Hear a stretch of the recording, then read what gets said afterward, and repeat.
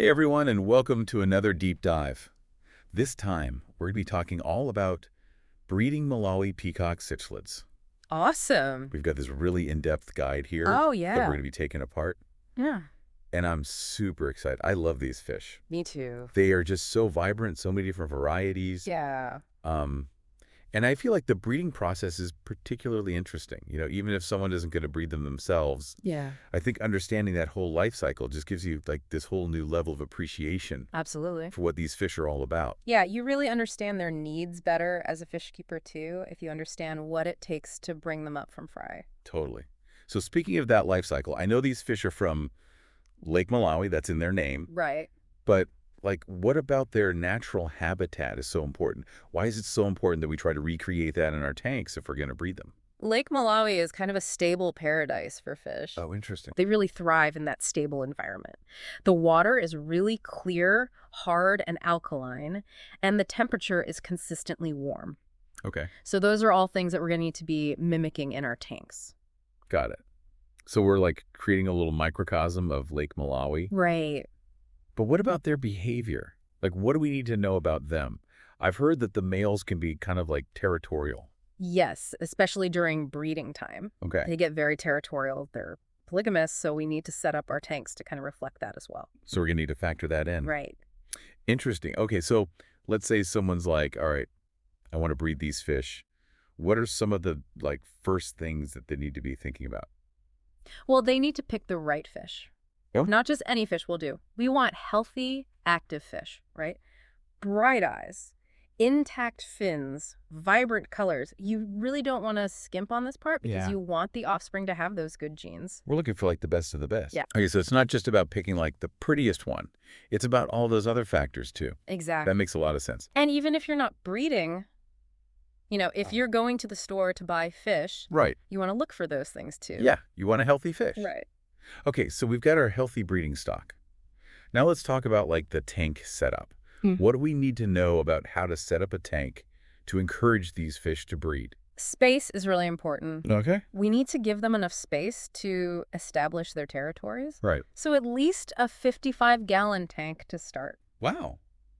That's a decent sized tank. It is. And then, like we talked about, the stable water conditions. Right. So temperature, pH, make sure that your water is hard enough. Those are things you'll need to test. Oh, yeah, for sure. Mimic those conditions from Lake Malawi. So we're really like recreating their natural environment as much as possible. As much as we can.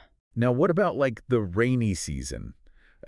I know that like in the wild, sometimes that'll trigger them to breed. Is there something that we can do to kind of like mimic that in the tank? Yes, regular water changes will kind of mimic the influx of fresh water that they would get during the rainy season. Wow.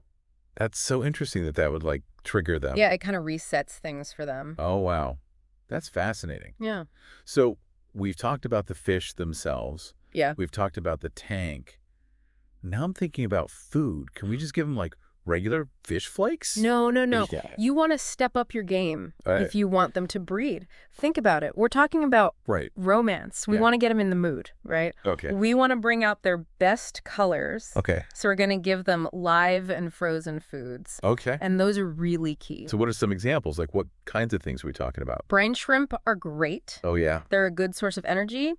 They're going to help bring out those nice colors. Okay. Daphnia, it's good for their digestion. Interesting. Helps them process all the nutrients from those foods. Okay. And bloodworms are a good source of protein. Okay. So we're kind of giving them like this well-rounded diet to get them nice and healthy and ready to breed. Right? Interesting. Okay. So we've covered food. We've got our tank. We've picked our fish.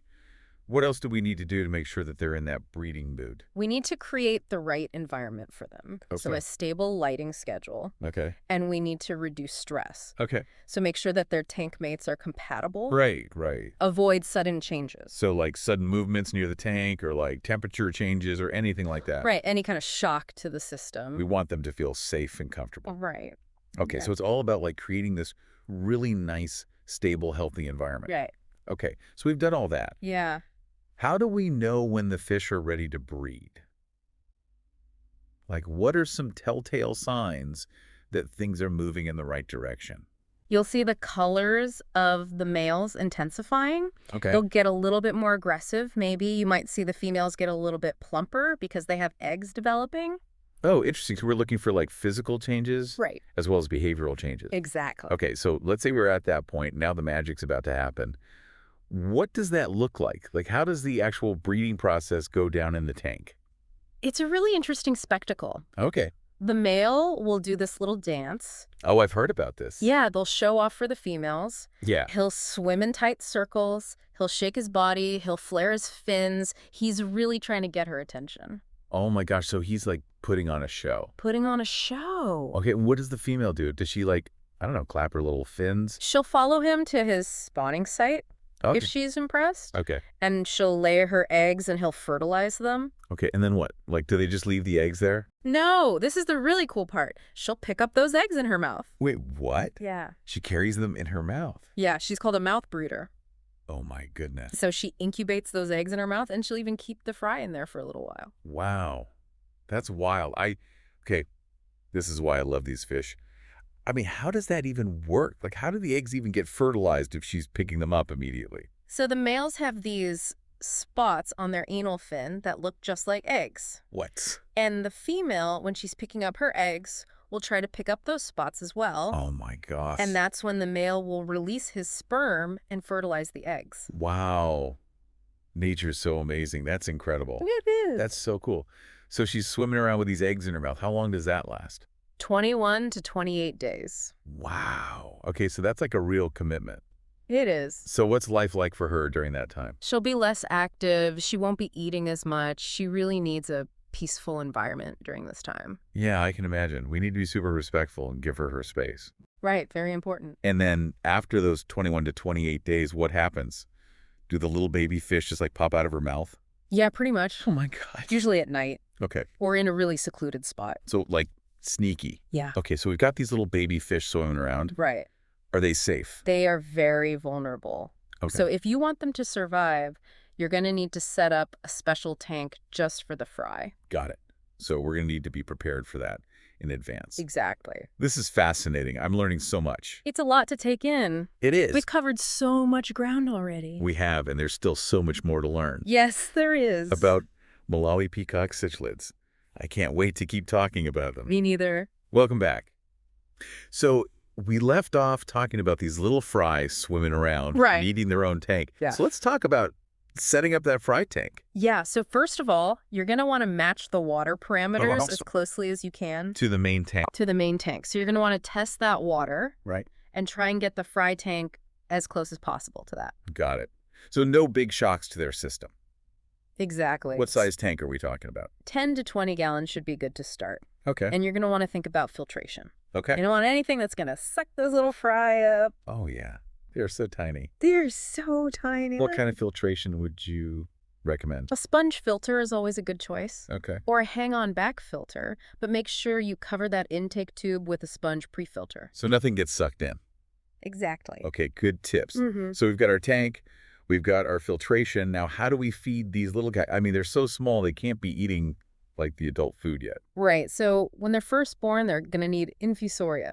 Okay, so we're going really Small. Microscopic organisms. Yeah. And then you can gradually work your way up to Uh-huh. things like baby brine shrimp. Okay. Microworms are a good option as well. And then eventually they'll be big enough To eat. to eat the adult food. The crushed up flake food. Okay, so we're starting them on like this microscopic level Mhm. and then gradually increasing the size of the food as they get bigger. Right. That makes sense. Now I'm imagining those they must be so sensitive to changes in water. They are. What do we need to do to keep them healthy? So you're going to need to do frequent water changes. Okay. Maybe like 10 to 15% every other day. Wow. Okay, so we're on like high alert here, making sure that that water quality stays pristine. Absolutely. So we've got feeding, we've got water changes. What about disease prevention? That's something else to think about. I mean, these fry, they're so delicate. They have very weak immune systems. Okay. So make sure you quarantine any new fish before you add them to the tank. So that's for the adults or the fry? For any fish. Okay, got it. Really important to avoid introducing any diseases. So we're being super careful about like what's coming in and out of the tank. Okay, and then of course we've got those frequent water changes that we talked about exactly. to help maintain that water quality. Yes. And just like with the adult fish, Right. you want to watch out for any signs of illness. Okay, so like what are some signs that we would be looking for? Lethargy Okay. with clamped fins, Okay. any kind of unusual spots or discoloration on their body. So anything out of the ordinary, we're like red flag. Red flag, exactly. Okay, so it's all about like being observant, paying attention, Yeah, and really. catching things early.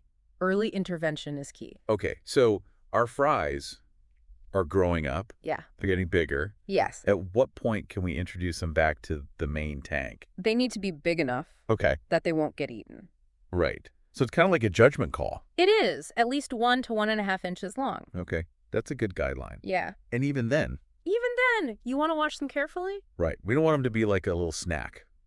No, and if it's not working out, you might need to consider a grow-out tank or finding them new homes. Okay, so reintroducing them is a process too. It is. It's not just like, oh, they're big enough, throw them back in. Right. No, you have to take it slow. Okay, so let's talk about like the bigger picture. Okay. When we're talking about breeding, what are some of the reasons why someone would even want to breed Malawi Peacock Cichlids? There are lots of reasons. Okay. Some people just really enjoy that life cycle. It's amazing to watch. You get to see those tiny little eggs turn into these beautiful fish. It's like the miracle of life happening right there in your tank. Exactly. That's really cool. Are there other reasons? Yeah, some people are interested in conservation. Okay. You know, a lot of these species are threatened in the wild. Right. So breeding them in captivity can help to preserve them. That's a really good point. And then, there are people who are interested in developing new varieties. Okay. They want to see what happens when you cross different types. That's where all those different colors and patterns come from, right? Exactly. It's like selective breeding. Yes. That's so cool. So there are a lot of different reasons why Right. someone would want to breed these fish. And I'm guessing there's also a lot of responsibility that comes with it, right? Oh, absolutely. What do we mean when we talk about responsible breeding? Well, first of all, you don't want to overbreed. Okay. You need to make sure that you have homes lined up for any offspring that you produce. Right. We don't want to just be like releasing them into the wild No, definitely not. or even like giving them to people who are not ready. Right. You want to make sure that those fish are going to good homes. Okay. So that's a really important consideration. It is. What else? What else is involved with this? You want to make sure you're not hybridizing different species Okay. that can create problems down the line. Yeah, we were talking about like those genetics. Right. It can dilute the gene pool. Okay. So we're trying to keep things. The cure Right. as much as possible. Okay. So we've got overbreeding. We've got the hybridization issue. Yes. What else? You want to be transparent Okay. about what you're doing. Okay. So like if you are going to give these fish to someone, Right. Be honest about their lineage. let them know what they're getting. Exactly. Okay. Transparency is key. Very important. So that all kind of falls under that like umbrella of ethics Yes. when it comes to breeding, Responsible breeding. right? Responsible breeding. Yeah. Now, let's say someone is interested in like kind of taking it up a notch. Yeah. We've talked about like the basics of breeding. Right. Are there kind of more advanced techniques that people might get into There are. once they've gotten the hang of things? There are. You might hear people talking about selective breeding Okay. and line breeding. Okay. What are those? So selective breeding is where you are intentionally choosing Okay. certain traits that you want to bring out. Okay. So you'll pick breeders that have those traits. Okay. So like if we really love that orange color, You would pick the most orange. we're picking the most orange. Parents to hopefully get even more orange babies. Okay. So it's like you're really trying to fine tune Yeah, the yeah. genetics. You are shaping the future. That's so cool. Yeah. So you're not just letting nature run its course. You're kind of stepping in and being like, I want this. You're being a little bit more intentional about it. Wow. Okay. And what was the other one? Line breeding. Line breeding. Okay. Yeah. What's that? So line breeding is a little bit more complicated, Okay. and it can be a little bit controversial. Okay. Basically, you're breeding closely related fish Oh, okay. to try to concentrate those desirable genes. So like siblings or cousins. Yes. Okay. It can be risky. Yeah. I can imagine, because we talked about genetic diversity. Exactly. But if done carefully, can it have some good results? It can. You can get some really beautiful fish this way, Okay. but it's definitely something that you need to research Yeah. and be very careful with. So not something to jump into right away. That makes sense. So we've got those two techniques. Are there any other like kind of tips and tricks or like things that we can do as breeders to kind of help things move along smoothly? We already touched on water quality, Okay. but I cannot stress that enough. Yeah, we keep coming back to that. It's so important. So important. So just to reiterate, like what are some things we can do to make sure that that water is perfect? You want to be testing regularly, Okay, how regularly? at least once a week. Wow. Okay, so we're really on top of it. You want to make sure that your pH is stable, that your temperature's stable. Got it. Okay, so like we said, investing in those test kits. Yeah, absolutely. And then making sure that we're doing those regular water changes to Yeah. keep those levels where they need to be. Yep. Okay, so we're on top of water. Yes. We're making sure that's perfect. What about food? Are there any kind of like special things that we could do with food to help with breeding? Yeah, you might hear people talking about gut loading. Gut loading, what's that? So basically, you're feeding the live foods a nutrient-rich diet Okay. before you feed them to the fish. So we're giving the food to make it better food. Exactly. Wow, so it's like extra nutritious. It is. Okay, what are some examples of things that we can do to gut load? You can feed them spirulina. Okay. That's a good one. And that's like a type of algae, right? It is. Okay. There are also commercially prepared gut loading formulas. Okay, that makes it easy. So yeah, you've got a lot of options there. So we're giving them like the best of the best Exactly. so that it gets passed on to the fish. Right. Interesting. Now, besides gut loading, we talked about different kinds of food. Like, what are some other things that we should keep in mind when we're feeding our breeding cichlids? Variety is really important. Okay. Just like with humans, you know? Right. We don't eat the same thing every day. Exactly. So what are some things that we can mix in there besides the pellets and the flakes? Bloodworms, Okay. my alophusis shrimp. Okay. Those are all good sources of protein, right? They are, and they can help to bring out those colors Okay. in your fish. Beautiful. Okay. So we're mixing it up. Yeah. We're giving them a variety, Keep things interesting. keeping things interesting. And then what about how much and how often? You want to feed them 2 to 3 times a day, Okay. small amounts, Okay. only as much as they can eat. So we're really paying attention Yes. to how much we're giving them. And watch them when they're eating. Okay. If they're not finishing their food, Yeah. cut back a little bit. So again, it's like those observation skills Oh, coming yes. into play. Exactly. Really paying attention to our fish and what they need. Yes. Okay, this has been fantastic. Like, I feel like We've covered a lot. we've covered so much from the basics of breeding to some of those more advanced techniques. Yeah. And I'm feeling way more confident about my ability to potentially breed these fish one day. Yeah. But before we wrap up this part, are there any other like kind of big challenges that people run into that we haven't talked about yet? I would say one of the biggest challenges is Yeah. just inexperience. Okay. People sometimes just jump in Right. without doing enough research. Right. They get excited. Yeah. They see those beautiful fish and are like, I want to breed those. Right. But it's important to take your time, do your research. Yeah. Don't be afraid to ask questions. Reach out to people. Yeah. And get some advice. Absolutely. That's really good advice. Okay. So be patient. Be patient. Do your research and ask for help. Yes. All right. I think that's a great note to end on for this I part. think so. We've covered so much Yes, we have. about Malawi Peacock Cichlids. Welcome back, everyone. All right. We are ready to wrap up our deep dive on Malawi Peacock Cichlids. And I think we've saved some of the best for last. Oh, I love it when you say that. We've talked a lot about like the ideal scenarios, but I think it's also important to be realistic. Like things happen, right? Yeah, totally. Yeah. Even with the best intentions, Exactly. stuff goes wrong. Yeah, so let's talk about some of the common challenges that people run into, even like experienced breeders, Okay. you know, and what we can do to kind of troubleshoot those. Awesome. So we're like cichlid problem solvers today. Yes. I like that. What are some of those like curveballs that life throws at us when we're trying to breed these fish? Aggression. Okay. It can be a real issue. Yeah. And we talked about how the males are territorial. Right. But- Especially the males. So even if you've done everything right, Right. you know, pick the right tank mates, you've got a good ratio of males to females. Yeah. Yeah. Sometimes you just get a fish that's a bully. Yeah. Just like people. Exactly. So what do you do in that situation? Yeah. What do we do? Well, sometimes you might need to separate that fish. Okay. You know, give him a timeout. So like a little solitary confinement? Yeah, maybe put him in a separate tank for a Yeah. little while. Let things calm down.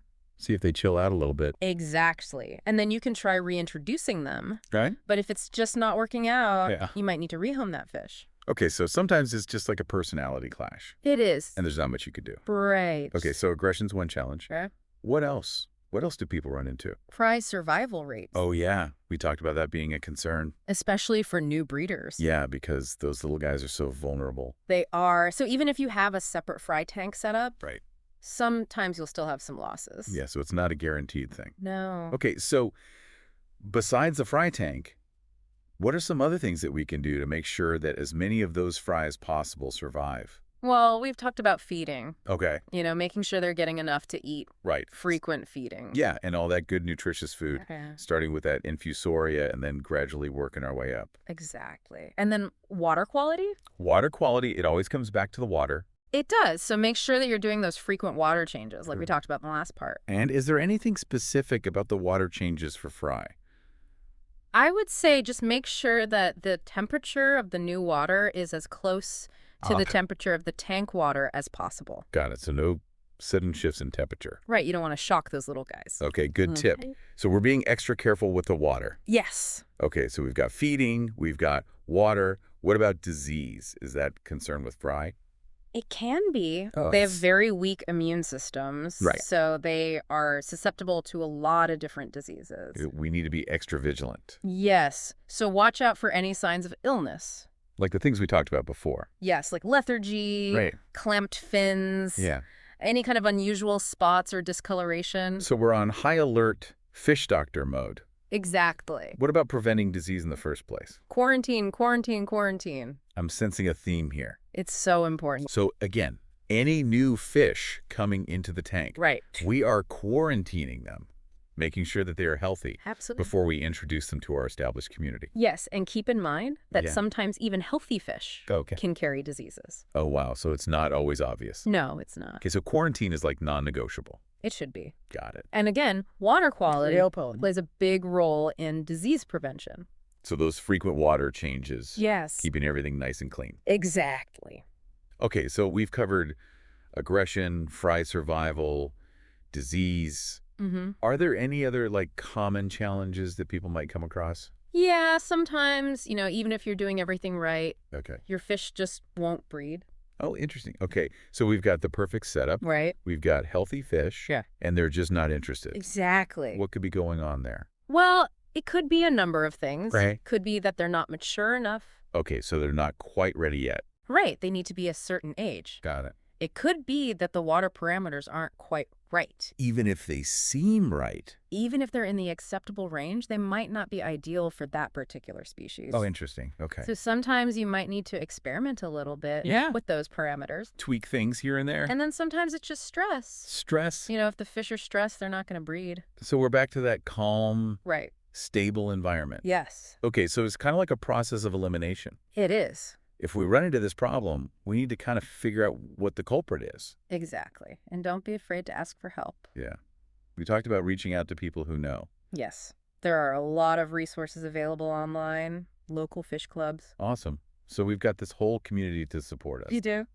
Okay, this has been fantastic. I'm glad you think so. I feel like I have learned so much We covered a lot of ground. in these 3 parts about Malawi Peacock Cichlids. We did? I mean, from just the basics of who they are, where they come from, Yeah. all the way to like how to breed them Yeah, responsibly and right. all the challenges that come with it. And how to troubleshoot those challenges. Exactly. Hopefully we've inspired some people to maybe try breeding these beautiful fish. Or at least given them a new appreciation. Right. Or just to be better fish keepers in Yeah. general. Totally.